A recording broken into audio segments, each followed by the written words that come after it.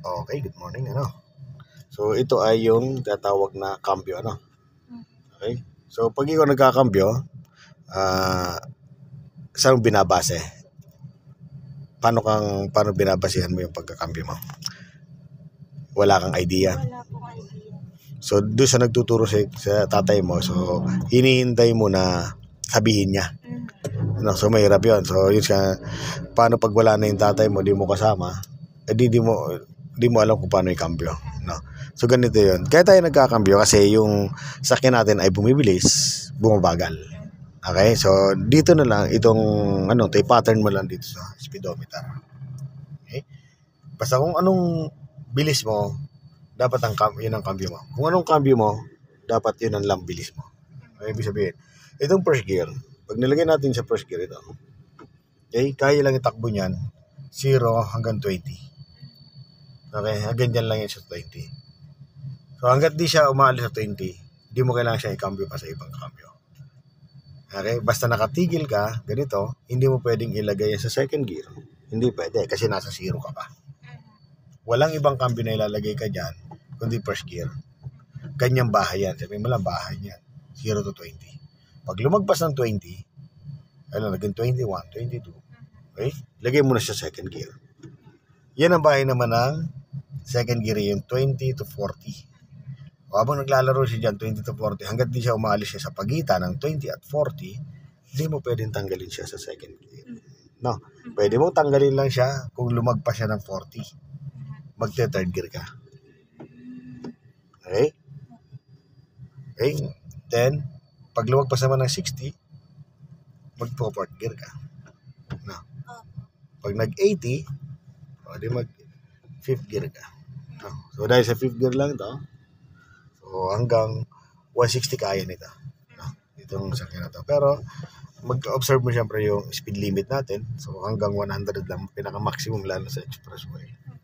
Okay? 160, 100. So, hindi natin kailangan gamitin pa yung sobra-sobra na yan. Kasi lalo na kung mahina ka pa mag-drive, pwede ka madisgrasya. Okay? So, basta kung anong takbo, yun ang cambio mo. No? So, halimbawa, nag-20. Okay? Second gear ka.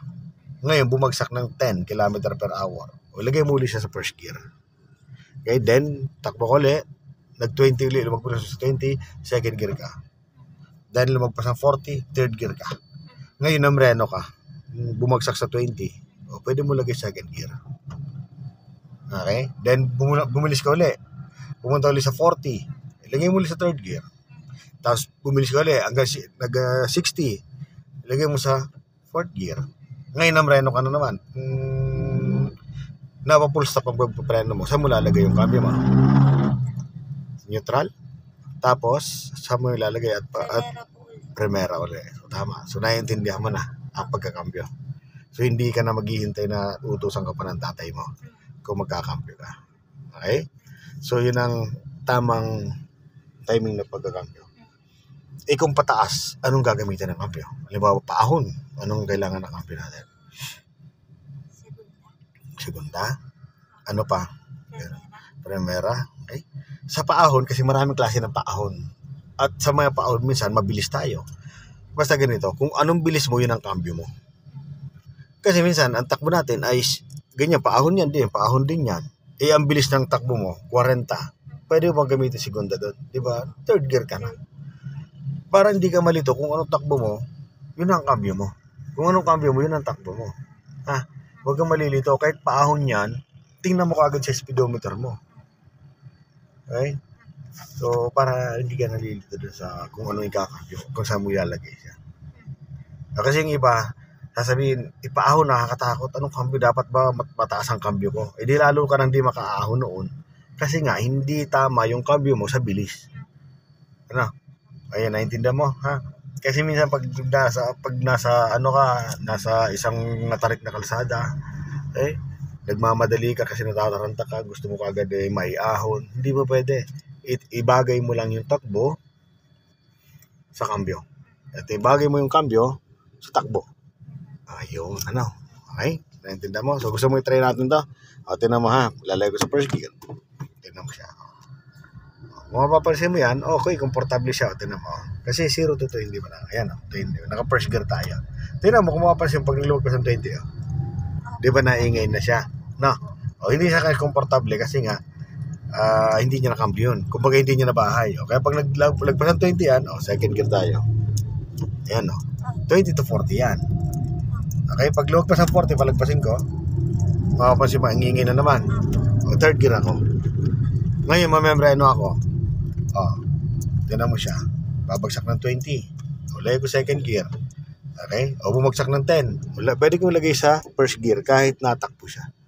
Basta pumalo siya ng 10 dyan sa pagitan ng 20 at 0.